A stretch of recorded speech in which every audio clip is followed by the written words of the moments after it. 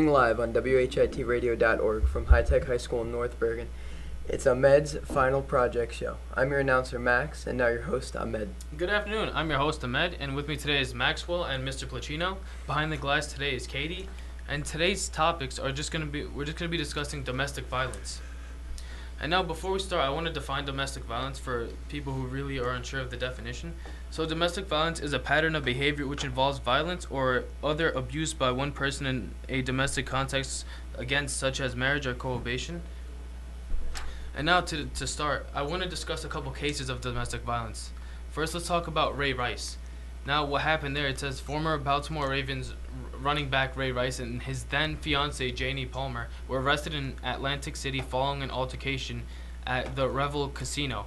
Rice was charged with simple assault for attempting to cause bodily injury to his fiancée, specifically by striking her with his hand, rendering her unconscious, according to a summons in the Atlantic City Municipal Court.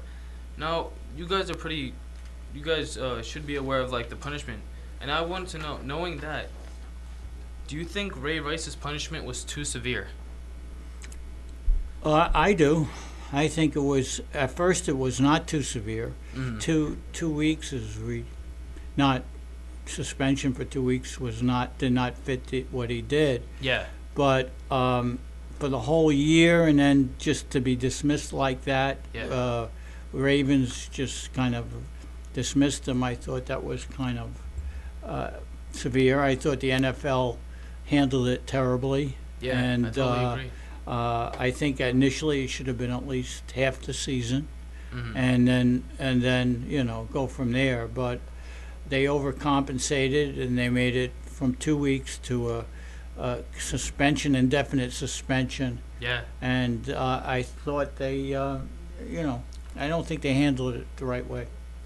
Yeah, I totally agree. I think what led them sort of to leaving it as an indefinite suspension, especially right. for the rest of the season, was the people. They never really dealt with something like this before, no. and everyone was overreacting to it. Right. They were saying he shouldn't be allowed to play football ever in his right, career. Right. Should he miss there was at first his punishment was 2 games, and I think he was going to get fined. Yeah.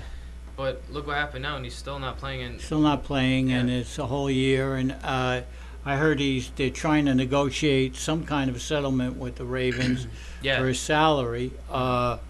I just think that if it was his first offense, yeah, half a year. If it's just his second offense, maybe he's out of the game. Yeah. And sends a message. But I don't know. His wife forgave him. It wasn't his wife at the time. Yeah. They made up. He realized his mistakes. You go from there. Yeah. That's my opinion. Max, how do you feel? I agree with Mr. Placino that he should have gotten 8 weeks. Warning. Yeah. Yeah. Just half a season. Yeah, that would have been more than fair. Instead, what they did, they took him out for all of it. All right, another case I want to discuss is Adrian Peterson. Now, as we all know, his was a little bit different. With him, he abused his 4-year-old child. Yeah, he disciplined his 4-year-old child with a switch in May, and he left a number of bruises and lacerations on his body. Mm-hmm. Now, we all know the punishment he got. How do you think the NFL handled this better? I'm unaware of his punishment.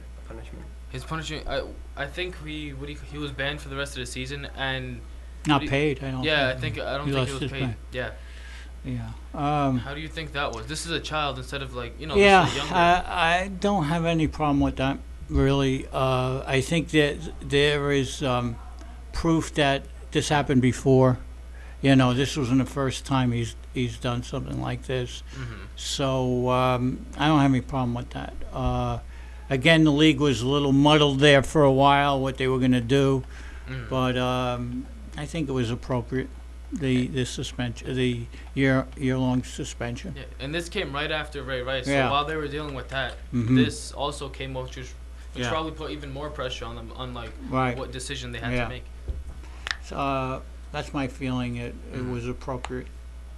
Max, how do you think? You think this is okay? I don't think that the NFL should get involved with his punishment. I think there should be The law? Yeah. The law? He should be punished by the law. I mean, he's abusing a child. Yeah. Yeah. and physically like punishing him. That's not a bad idea. I mean, he's a child, so like Yeah. a 4-year-old boy. Mm-hmm.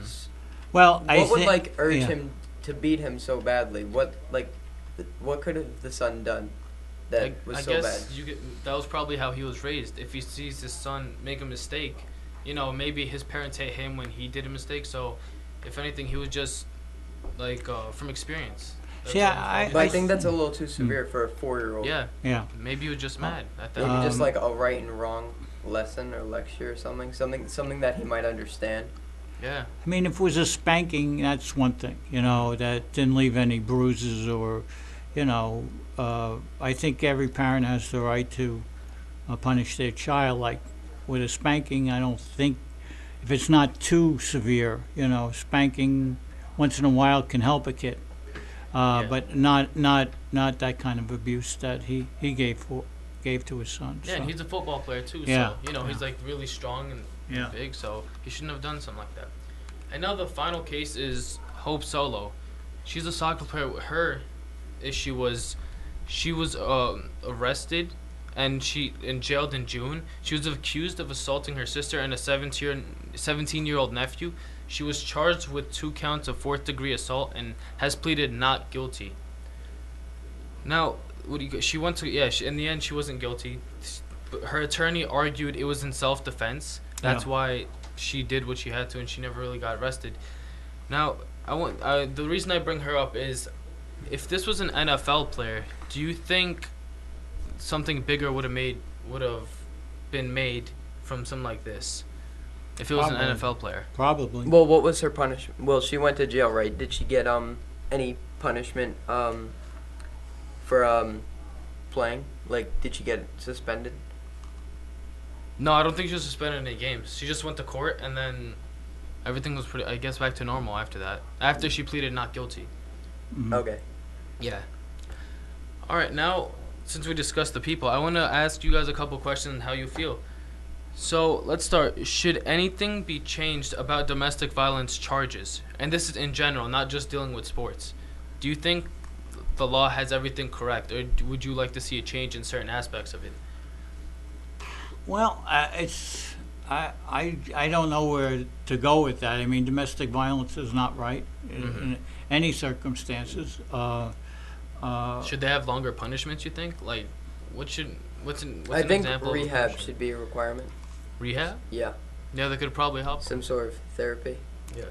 Yeah, Anger you just have. management. I think you almost have to go on a case-by-case basis with domestic violence. I mean, it's to put a blanket over the whole thing is Yeah. what are the circumstances, how bad was it? you Yeah, so like know, depending what they did, like let's say if it was, let's say a grown woman, you abused a grown woman, or like a child, like it should be treated differently then. differently, Yeah. or if you slug a woman or whatever, it's different than pushing. There's different degrees to it. Yeah. All right. Now I know domestic violence is, people have their own opinions on it. Some people say that it should be allowed in a way to sort of better the person. But do you think domestic violence is as bad as people say it is? Like, do you think sometimes you have a right to, hurt the person, like to teach No. him a lesson, or no? Never. No, you should never hurt a person, another person. You have to know how to control your anger. I mean, you live with somebody, there's going to be friction. Yeah. There's going to be, you just have to know how to deal with that. And if you can't control yourself, you don't belong living with another person. There's ways to do that. Best way, if you can't think you can control yourself, walk out, take a walk. To avoid any problems, it's probably Avoid the best. problems. You feel, it's reaching a boiling point with you. Mhm. Got to diffuse it, okay? Yeah. And a lot of people just don't. A lot of people just go off and They find that easier though. why- Like they want to deal with Oh. the problem right then and there they instead of want to like deal walking with away. it. It's a power struggle. Mhm. I'd say 80%, 90%. It's caused by the male, but there are Yeah. cases of female abuse too. Mhm. So knowing how to control yourself is something we really don't teach in our society too Yeah. well. You have to be you have to have a kind of a switch on yourself that knows how to, release the pressure without Yeah. overreacting, and making things worse. Yeah. So Definitely. Max? What do you I think? agree with Mr. Placino. If Yeah. you can't channel your anger, Mhm. and the only way you see fit to solve a problem is physically, I don't think you should be around anybody Yeah. until you You have until you control. figure yourself out. All right. That's good. All right. How much of an effect does domestic violence have on kids? Like if they see their parents Oh, doing it, how do you think the devastating. kids It's feel? devastating. I think for young kids, they're not Mhm. really gonna understand. How about like let's say someone like around for- our age? You think like if their parents they're used to being hit by their parents when they're in trouble? How do you think someone like Oh, I us thought would feel when we're older? Oh, you mean I thought you meant just watching Oh, I thought you meant, like- abuse. Yeah, just watching it. I guess Oh, you could just say, or like like not maybe on them, happening or just- happening. It's you like Oh, both. Yeah. Watching it and having it's devastating. It's traumatic.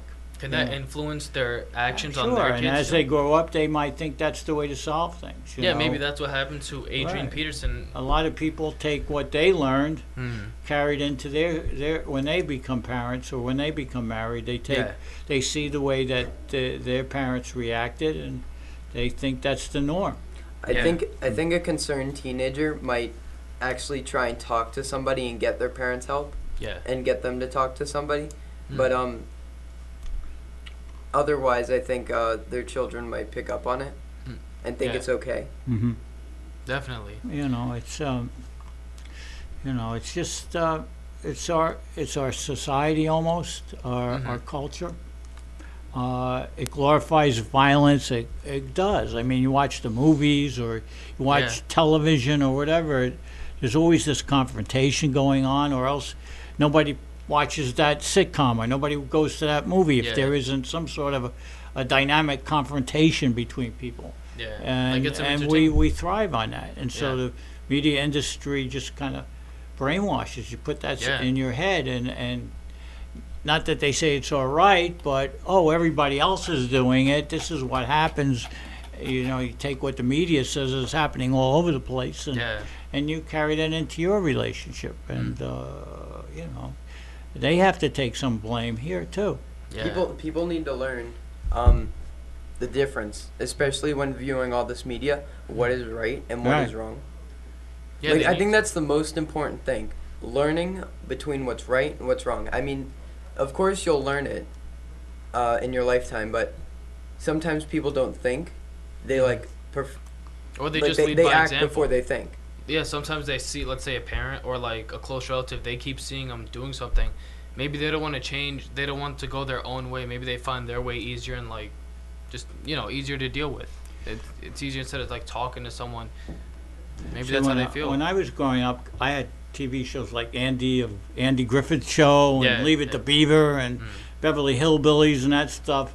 Today, the series are so realistic, so graphic, so violent. You guys are growing up in a whole different culture, really, and the songs, the raps, they're much coarser Yeah. than I mean, they're real life, but they're very very gritty. And I often say, how is this influencing young people like yourself? Because Yeah. I didn't grow up with that. I grew up with the Beatles, and so it was a whole different Yeah. different culture. All right. Why do some women of domestic violence find it hard to leave the relationship they're in? It's because they bonded somehow with their spouse or their mate, and somehow they've allowed it, they've enabled it, and they just can't break off from it, even though they know it's not good for them. Like a lot of things in life. Or maybe they feel maybe they're not financially built. Maybe they don't have enough money like to go on their own, so they don't want to leave their husband, or maybe their children. They don't want to be put in a terrible situation if Mhm. they just suck it up. Maybe Yeah. they're like, oh, it's worth staying. They don't Yeah. want to put anyone else in jeopardy. Right. They want. There's a lot of unhealthy relationships out there. A lot of them. Yeah. People stay in marriages that they shouldn't be in, or relationships they shouldn't be in, out of dependence or whatever, what if you pick a factor, but a lot of unhealthy things going on out there. So Yeah. I don't know what the answer is, but that's what I would say. Max, how do you feel on that? I always thought that the abused spouse would was afraid to leave because they were afraid that the abuser would try and find them and kill them. That's what I always thought. I never thought about it like Yeah, Oh, a so lot they're of- afraid of getting A hurt. lot you of think? people have to get restraining orders. Yeah. Which, you have to go to the police for that. But yeah, there's a lot of factors. And a lot of women just think that there's something wrong with them. Mhm. Somehow they caused it, and that's an issue too. Now, before we watch a video on domestic violence, I just want to say some statistics on domestic violence. So, for the first one in every 4 women will experience domestic violence in her lifetime. An estimated 1.3 million women are victims of physical assault by an intimate partner each year. Mm-hmm. 85% of domestic violence victims are women. 85%. So, that's a large majority. Sure. Historically, females have been most often victimized by someone they knew. Sure. Yep. Females who are 20 to 24 years of age are the greatest at risk of a non-fatal intimate partner relationship violence. Mm-hmm. And last, most cases of domestic violence are never reported to the police. Yes. And that's true. And now there's going to be a video shown to end the show Mm-hmm. on domestic violence. Okay. And then, by the way, there's a domestic violence hotline. If anybody is in that situation, Welcome to my presentation. we don't have the number, Today, but I'd like to talk about domestic violence. My name is Christopher Smith. Okay, my talk will be in 5 parts. First, I will give a definition. After that, some statistics. Then, causes, followed by solutions. And finally, an evaluation or conclusion. Okay, I'll begin by looking at the definition of domestic violence. It is any incident of threatening behavior, violence or abuse between adults who are or who have been intimate partners or family members, regardless of gender or sexuality. What is interesting is abuse is psychological, physical, sexual, financial, or emotional. Now, I'd like to turn to some statistics. 1.3 million people were abused in the UK last year. As I'm sure you're aware, the majority, 85%, are women, and usually between the ages of 16 and 24. It is important to note that 1 in 3 women in the world have experienced domestic violence. Unfortunately, 2 women are murdered each week, and we'll come back to this point later. Another interesting statistic is that actually 835,000 men were abused by women in the UK last year. And sadly, 750,000 children experienced domestic violence in their family. Okay, now let's look at this chart. Looking at the chart, you can see that it represents women with children and the main reason for seeking assistance with the social services in the UK. Nearly 50% of assistance was based on domestic or family violence. This is a very significant point compared to the basic needs of accommodation and financial services. Right, so what are the causes for domestic violence? Firstly, jealousy and possessiveness. Domestic services. This is the thought that the partner should be doing domestic chores, and if these are not done, this can create violence. Obviously, sex and not providing sex can create violence. Blame. Sometimes the abuser blames the victim, saying it's their fault that I have to hit you because you're not meeting my standards of what I think is a good relationship. Denial. The abuser can say that I don't hit the victim, or that the violence was only minimal. It was just a slap. I think it is important to notice that there is a possibility that the abuser was abused as a child. Okay, why would someone decide to stay with a man or a woman that beats them? Well, I think we can all agree, and it is commonly known, that love is crazy. Perhaps the victim is afraid to leave, especially with women, that this could create more violence, or the consequences could be more serious. Obviously, finances. Weakness. Years of psychological abuse can create weakness and no confidence in yourself, or to have the confidence to leave. Perhaps the victim thinks it's their fault that the person hits them. As mentioned earlier, murder is a significant point. There is a statistic that states that many of the relationships that have ended from domestic violence, that afterwards the abuser has murdered the victim. Some victims can bear the violence. And finally, he or she always says that they're sorry. Right, turning to the solutions, there is a way out, and here are 4 ideas. First, there are support groups in most countries that recognise domestic violence. There's the family, turning to your family. There's also creating a plan, a well-executed, organised plan of generating money, finding work, finding somewhere else to live will help the transition from separating. And finally, this is quite an important point, is that abuse only seems to work in secret. So by telling everyone, neighbours, police, shop assistants, family, absolutely anyone, you are bringing the problem out from the darkness. There is hope. In fact, many governments, societies and charities now recognise domestic violence, and they are campaigning, offering leaflets and advertising to help victims.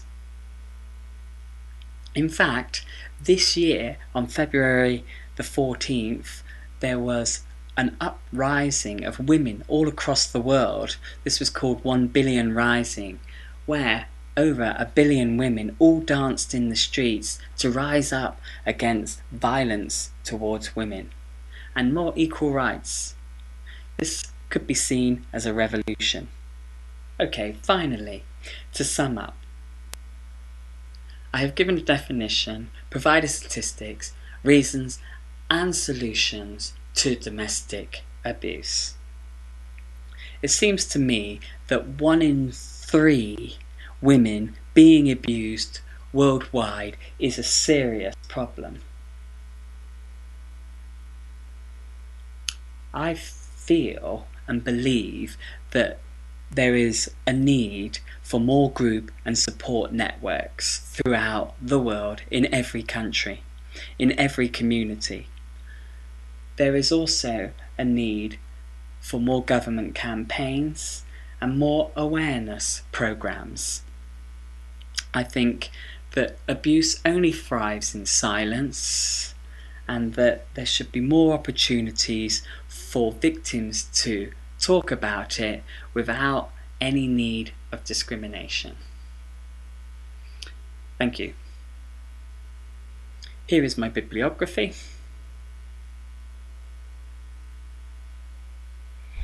Are there any questions? All right. So thank you for watching, and thanks to our panel, Maxwell, Mr. Placino, and thank you to Katie for working behind the glass. I'm Ahmed, and this has been the Ahmed's Midterm Show on WHITradio.org.